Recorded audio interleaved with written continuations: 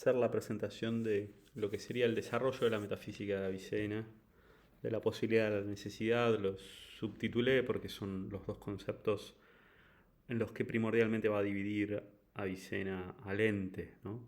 Es parte de la reformulación de la metafísica de Aristóteles en una focalización distinta, ¿no?, a la que encontramos, y sobre todo porque, como había advertido antes, el texto de Avicena es un texto más bien sintético, ¿no? Bien, entonces, lo primero que nos deja Avicena luego de haber definido la naturaleza del objeto propio de la metafísica, etc., es profundizar un poco lo que va a ser distintivo de la metafísica de Avicena, que es identificar al ente como aquello primero conocido, y no solo al ente, sino que también al concepto de cosa, de necesario, de uno, ¿no? Y estas son dos citas del libro 1, capítulo 5 de su metafísica, ¿no? Digamos, en efecto, que cosa, ente y necesario son tales que al instante se imprimen en el alma por la primera impresión, los cuales no son adquiridos desde otros más notorios por sí, como el juicio que tienen primero los primeros principios, desde los cuales parecen por sí y es distinto de ellos, pero por ellos. Es decir, lo que está planteando aquí Avicena es la inmediatez de la comprensión, ¿no? Si yo hablo del ser, el ser es evidente por sí. Sin embargo, los juicios de los primeros principios contienen en sí estas nociones primordiales, ¿no? Entonces, Avicena termina de explicitar un poco esas nociones primordiales que Bazán también le adjudica y entiende que están presentes en, ¿cómo es que se llama?, en Boecio. Y en ese sentido Avicena tiene aquí este mismo desarrollo. Sobre todo lo que tiene es que no solo es la noción de ente, sino también la de uno, la de cosa, la de necesario y demás. A esto normalmente a veces para explicitar un poco qué quiere decir esta idea, muchas veces se recurre a su ejercicio, su juego mental o su ejercicio mental que tiene en el principio del de ánima, que es el texto que tienen allí.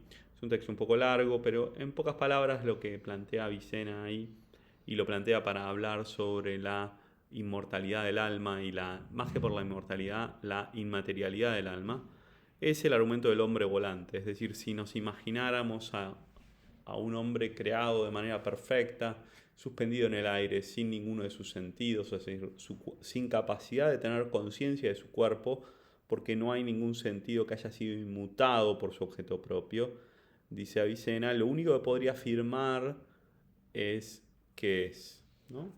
Y de alguna manera ahí hay una idea de lo que sería la inmediatez de alguna manera más que inmediatez, lo evidente, ¿no?, aunque también sería inmediato, del ser, ¿no? A eso también Avicena, en la misma discusión del capítulo 5 del libro 1, advierte que el problema que tenemos es que si yo quiero explicar las nociones primordiales, y esto es heredado de Aristóteles y es heredado y en realidad en cualquier desarrollo teórico existe esta idea, y es que cada vez que yo quiero explicar, explicitar una noción primordial, una noción que de base es evidente por sí, cuando trato de explicarla, termino dándole mayor oscuridad, ¿no?, oscureciéndola, más que aclarándola. Entonces, la noción de ser es una noción evidente, ¿no? Las cosas son, tengo experiencia del ser, lo primero que percibo es el ser, aunque no sea lo primero que entienda, y ahí hay una distinción también relevante, ¿no? Entonces, en ese sentido, es importante ver esto, y ahí aparece entre el juego, entre la noción de ser y cosa, que es el otro concepto primordial que hay, y es, nosotros cuando pensamos acerca de las cosas, nosotros normalmente hacemos una distinción entre la existencia de la cosa y la pregunta por la esencia de la cosa, ¿no? Entonces, ahí hay algo, normalmente es una afirmación de la existencia de algo. Ahora, la pregunta sobre qué es lo que hay ahí es una pregunta sobre la naturaleza de la cosa. Entonces Avicena entiende que el término, metafísicamente hablando, el término cosa, remite a la pregunta por la naturaleza. En cambio, el término ente remite remite a la noción de existencia. Ahora, ser y esencia son los dos coprincipios de la naturaleza existente, ¿no? Entonces, todo lo que es, en tanto que es, de alguna manera, tiene una composición interna entre ser y cosa, ¿no? Entonces ahí la cita de Herzen, que es el especialista sobre esencia y ser, sobre los trascendentales y advirtiendo el desarrollo de Avicena sobre esta idea, ¿no? Entonces, ¿qué es lo que nos da a nosotros en la experiencia de lo real, la pregunta sobre la naturaleza del ser y la esencia? Nos habla de la composición de la cosa. Y esto inmediatamente le abre a Avicena la posibilidad de distinguir al ente o advertir sobre las formas en las que la naturaleza del ente se puede dar. Y por eso dice, ¿no? Dice, decimos luego que aquellas cosas que caen en el ser, en el intelecto pueden ser divididas en dos. De estas una es la que cuando es considerada por sí, su ser no es necesario, puesto que es evidente que su ser no es imposible.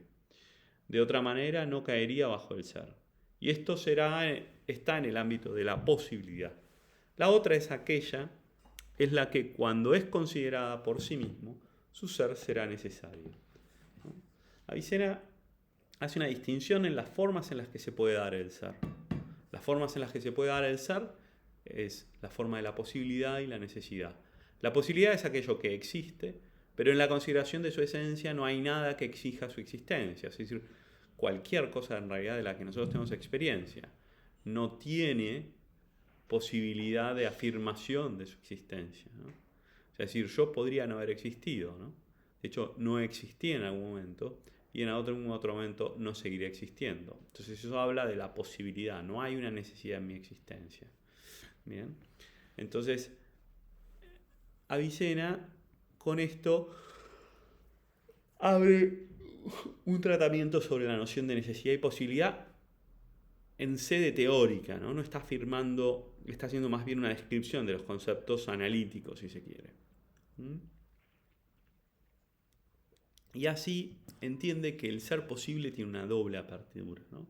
Cualquier ser posible, considerado en sí, tiene cualquiera de ambos, su ser o su no ser, por una causa. En efecto, cuando tiene el ser, entonces ya adquiere para sí el ser separado del no ser. Pero cuando deja el ser, ya tiene para sí el no ser separado del ser. Es decir, Avicena entiende que la noción de ser posible es una noción que tiene que ver con la apertura al ser o al no ser. O sea, es decir, el ser posible por sí mismo no tiene una definición al ser o al no ser, sino que tiene que ver con algún tipo de causalidad o ausencia de causalidad que lo lleve al ser o al no ser. ¿Bien?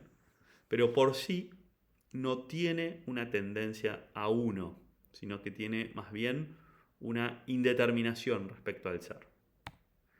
Entonces, de alguna manera, Avicena a partir de ese desarrollo entiende que la noción de posibilidad implica una noción de dependencia. Es decir, el ser posible, en cuanto que es, implica que ese ser ha sido recibido, que depende de otro en su existencia, ¿no? Entonces dice, si aquello que es no es suficiente para adquirir para sí uno de los dos, sino que por algún otro obtiene para sí el ser de aquello que es, entonces el ser de aquello es desde el ser de otro, distinto de sí, por lo cual le falta el ser, y así aquel es su causa. Entonces tiene causa, y no tendrá en absoluto alguno de los dos, o sea, o el ser o el no ser adquiridos por sí, sino por una causa. Concluimos así que la intención del ser es desde la causa que es causa del ser, y la intención del no ser es desde la causa que es privación de la causa de la intención del ser, ¿no? Entonces, esta apertura a una noción de contingencia, de dependencia, sobre todo del ente finito, o sea, es decir, de todo el ente posible, que es aquel ente del que tenemos experiencia, ¿no? Entonces, Avicena entiende que hay una identidad del ser posible con la con la dependencia. Y esto implica una apertura a la noción de causalidad. Bien. Entonces, eso tiene que ver con la identidad del ser posible como un ser abierto o un ser necesario. Un ser que carece de necesidad, que carece de la presencia del ser por sí mismo, ¿no? Entonces su acto de ser es dependencia, la necesidad de su existencia, porque para Avicena la existencia tiene una naturaleza necesaria. Yo voy a tener una necesidad no por mí mismo, sino que soy necesario por otro. Entonces la presencia del ser que me hace aquí con una cierta necesidad presente en este lugar, esa fuerza que tiene el ser es una fuerza recibida por otro. Bien. Así Avicena plantea que hay una apertura a modos de comprender la posibilidad. Dice, ahora bien, esto a lo que le acaece siempre o por un tiempo, aquello a lo cual le acaece por un tiempo, debe tener una materia cuyo ser preceda a aquel tiempo, como mostraremos. Pero acá el que le acaece siempre, o sea, es decir, hay cosas que son por un tiempo, todo lo que está dentro del orden de la corrupción, ¿no? Le acaece el ser por un tiempo. Pero hay otras cosas que lo tienen por siempre, ¿no?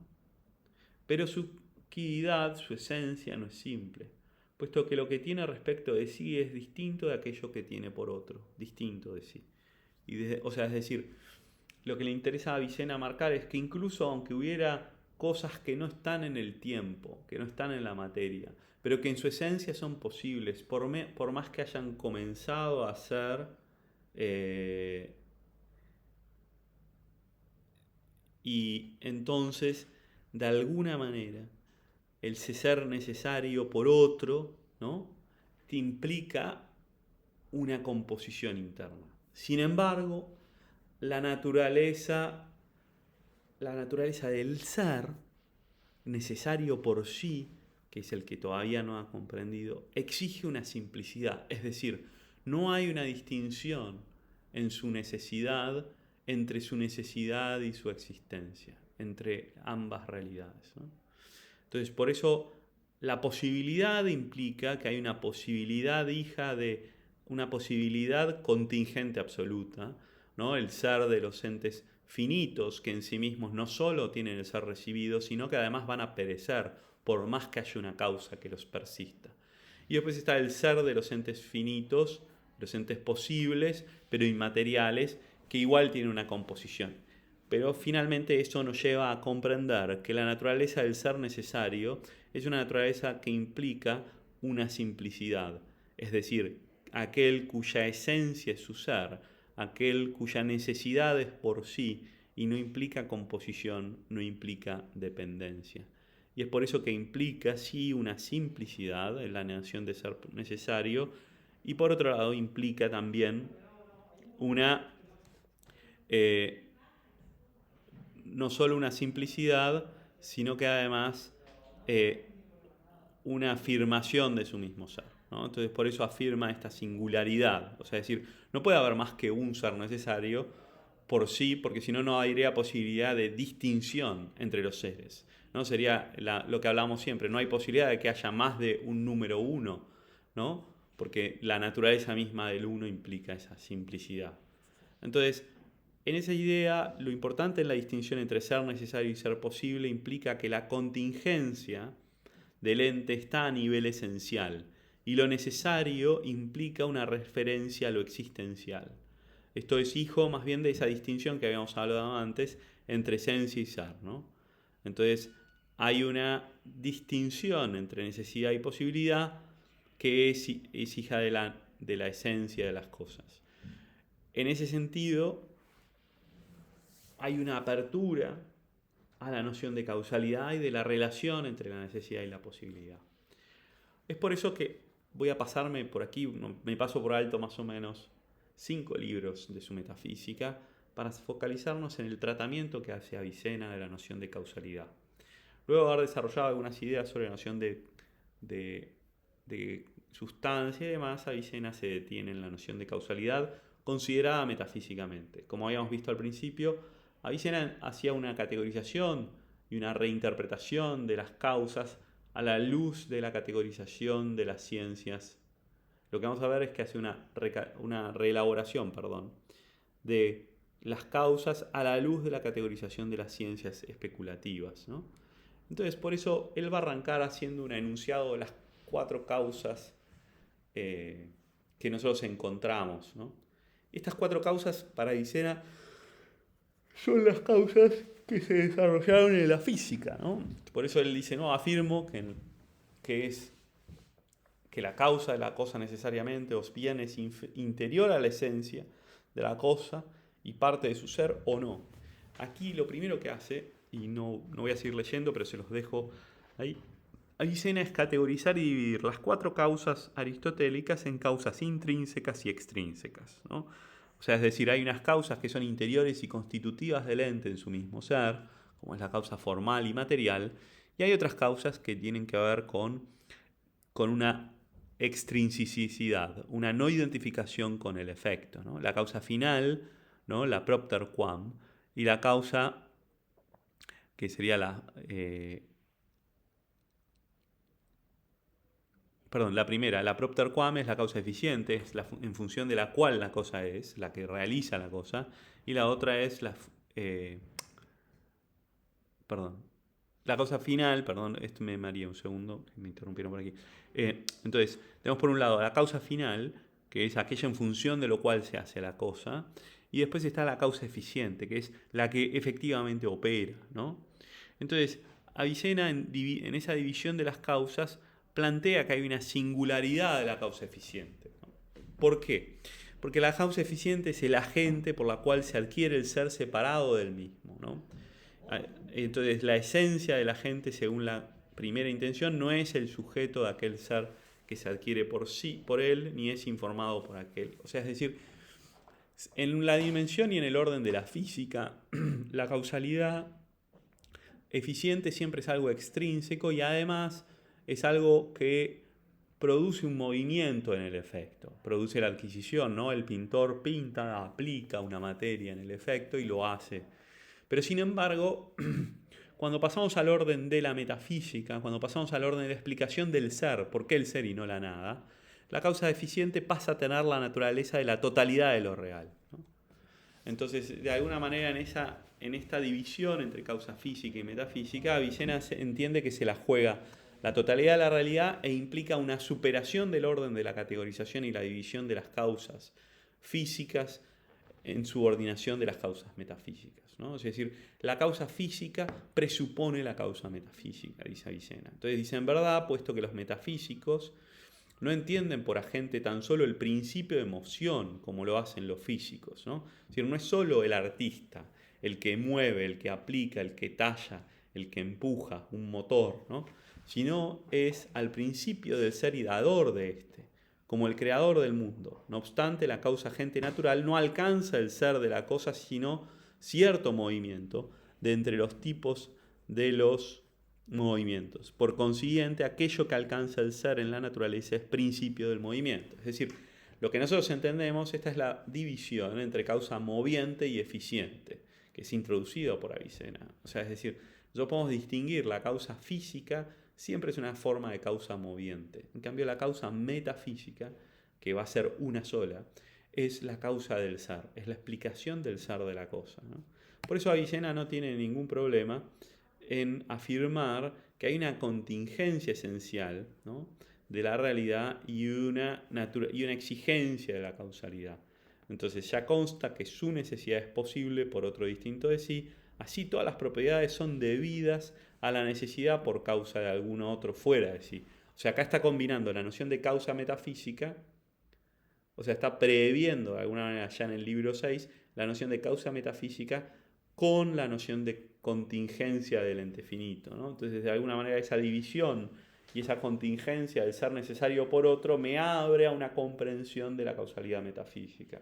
Ese ser es recibido por otro y es el que me quitó a mí de la nada, el que me sacó a mí del ser, ¿no? Entonces, una vez que ha quedado patente que el ser de la actividad es dependiente de otro en cuanto a aquello, aquella actividad que tiene ser no es cuanto él mismo es el ser después del no ser. Entonces aquel ser, según este modo, es causado y durante tanto tiempo como dure será causado dependiendo de otro. Por tanto, ya es manifiesto que el ser causado necesita de algo que le es mismo del mismo ser en sentado absoluto. Pero el principio y otros asuntos de este tipo son cosas que le advienen a él y que el causado necesita del dador de ser siempre e incesantemente, todo el tiempo que tenga el ser. O sea, Avicena entiende que la contingencia del ente finito es absoluta. O sea, por más que nosotros hayamos sido creados, no hemos sido creados, sino que estamos siendo creados, ¿no? La naturaleza de la causa metafísica es semejante a la naturaleza de la causalidad de aquello que la dependencia del efecto es inmediata y permanente con respecto de la causa. El ejemplo clásico para esto es la luz, ¿no? O sea, mientras la luz está encendida, mientras el sol está en el cielo, todo está iluminado. Quitado el sol, se quita la iluminación. Entonces la iluminación de las cosas es dependiente de la gente que ilumina. No es igual que, no sé, la cocción en la carne, ¿no? O sea, es decir, por más que apague el horno, la carne una vez que fue cocinada no se le puede quitar lo cocinado de la carne. De esa misma manera, hay un montón de cosas que persisten en el efecto más allá que esté ausentada la causa, ¿no? La casa, por más que mueran los albañiles y el arquitecto, persiste en su efecto. En cambio, la causa metafísica es semejante a la dependencia, es una dependencia inmediata y permanente, ¿no? Entonces, ¿cuáles son las notas de la causa metafísica en Avicena? Primero, que el efecto no puede ser mayor que la causa, ¿no? Es decir, hay una dependencia del efecto respecto de la causa. Por otro lado, en los casos de causalidad física, donde hay equidad, habría al menos anterioridad. O sea, es decir, o sea, lo que tenemos es cuando decimos, bueno, pero el efecto es superior a la causa, el alumno es mayor del maestro. Bueno, pero en realidad hay otras causas que no son solo el maestro del efecto. Esa es una opción, o si no, la equiparación, ¿no? O sea, y además hay una distinción entre actos primeros y actos segundos, pero bueno. Después, dando el salto a la consideración metafísica, nunca el ser posible alcanza un estado superior o semejante al ser necesario. Es decir, el efecto depende de la causa, ¿no? No se puede producir algo más perfecto que aquello desde donde viene el origen, ¿no? No puede haber una luz. La luz refractada por el espejo no puede ser superior a la luz original, ¿no? Bien. Entonces, en esto Avicena encontramos algunas distinciones entre lo que se podría decir entre inicio, porque esto nos abre un poco esa noción de causalidad metafísica, abre a la noción de creación, que lo vamos a tratar en la próxima semana, ¿no? Lo vamos a tratar de una manera más general como concepto que surge en la tradición medieval. Entonces, pero lo que sí hay es una preocupación por la distinción, ¿no?, entre principio y comienzo, ¿no? Tú en efecto ya sabes que la intención de principio no es sino ser después de no haber sido. En efecto, el ser que lo precede no es causa de que su ser comience, ¿no? Entonces, Avicena tiene una distinción entre que algo comience a ser, en el sentido de tenga un principio en el orden temporal, y que algo tenga un principio en el orden ontológico.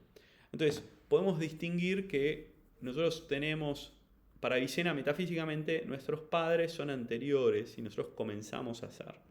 Pero sin embargo, nosotros tenemos, la totalidad de la creación va a tener un principio que es distinto de que tenga un comienzo. Y esa distinción para Avicena es relevante. Avicena va a defender la teoría de la eternidad del mundo. El mundo es eterno, pero sin embargo tiene un principio, ¿no?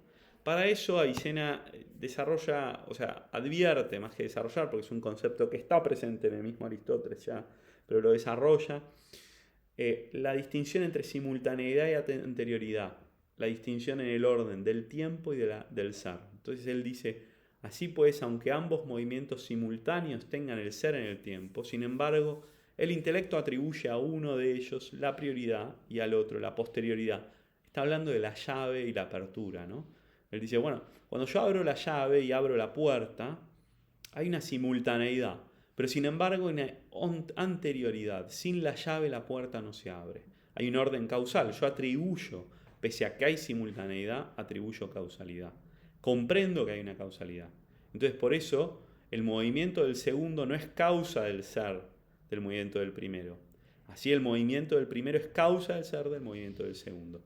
De la misma manera, Avicena va a entender que va a haber una simultaneidad entre Dios y el mundo, aunque haya una dependencia entre Dios y el mundo. ¿Bien? Y para cerrar este desarrollo vamos a ver cuál es la naturaleza de la prueba de la existencia de Dios. Avicena no, hay un cierto debate, hay autores que atribuyen ya la distinción que establece Avicena en el libro 1, capítulos 6 y 7, entre ser necesario y ser posible, una cierta prueba ontológica de la existencia de Dios. Yo entiendo que Avicena no suscribe la prueba ontológica de la existencia de Dios, sino que entiendo que ese es un desarrollo analítico de las nociones de necesidad y posibilidad que le abren y le fortalecen la noción sobre todo de contingencia en su desarrollo, que es un poco la idea fuerte, ¿no? Entonces, ¿qué es lo que necesita probar o entiende Aristóteles, Avicena, que necesita desarrollar para poder tener una prueba contundente, por decirlo de alguna manera, más que contundente, una prueba razonable, ¿tá? Entonces Avicena dice, primero, que las causas son finitas, ¿no? Es decir, Avicena suscribe la teoría de un mundo eterno, de un mundo material eterno, pero sin embargo necesito entender que hay un número finito de causas, ¿eh? Que las causas no pueden ser infinitas. En esto es una teoría que es clásica, ¿no? Por otro lado, que en todas sus clases hay una primera, que en todo tipo de causalidad, en categorías de causas, siempre identifica una primera causa. Luego que el principio, o sea, el principio real, la causa primera de todos ellos es uno. O sea, que la naturaleza de la causa primera es necesariamente una. Que esa causa primera es distinta del resto y que el comienzo del ser de todos los otros procede de él. Y esos son los elementos que Avicena va a ir probando, ¿no? Yo hago como un resumen de estas ideas. Avicena va a tener una cierta innovación que es dividir la realidad, y esto les puede hacer un cierto recuerdo, porque tiene que ver con una impronta neoplatónica de Eriúgena, ¿no? Es decir, hay tres componentes en la realidad: la creación de lo causado, las causas intermedias y la causa primera, ¿no? Entonces, nosotros necesitamos entender la naturaleza de cada una de ellas y por qué hay causas intermedias y por qué con las causas intermedias no son suficientes para la explicación de la causa primera.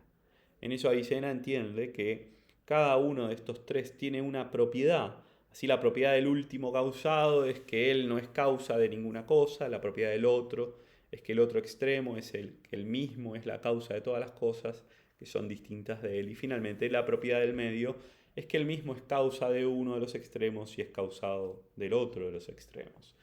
Pero en realidad el argumento más potente de la razón de la prueba para Avicena tiene que ver con la naturaleza del ser necesario conjugado con la comprensión de la causalidad metafísica, ¿no? Entonces Avicena dice, bueno, ya se estableció el ser de aquello que es ser necesario, pero su establecimiento fue por esto, porque el ser necesario es uno. Así pues, aquel que es ser necesario no comunica algo en su orden, pues no existe nada distinto de él que sea ser necesario. Después, puesto que nada distinto de él es ser necesario, entonces el mismo principio del deber ser es todo lo que es, lo cual le hace deber el mismo ser. Una deuda primera y mediante otro, pero todo ser que es fuente de él es por su propio ser. Luego, él es primero. Entonces Avicena, en ese sentido, termina de argumentar algunos elementos de desarrollar la naturaleza propia singular del ser necesario, la atribución de que la causa del ser es solamente aquella que tiene el ser por sí, y ese va a ser el ser necesario, y la necesidad de una única causa metafísica, ¿no? Entonces, esto es son algunos elementos o los argumentos principales. Esto en el caso de la metafísica avicena abre una teoría de la comprensión de la naturaleza de lo divino que ya excede la intención de la presentación del autor en el curso, pero que es relevante que se sepa que existe todo un desarrollo de tanto de una cierta teología apofática como catafática y demás en el mismo Avicena. Bueno, muchas gracias.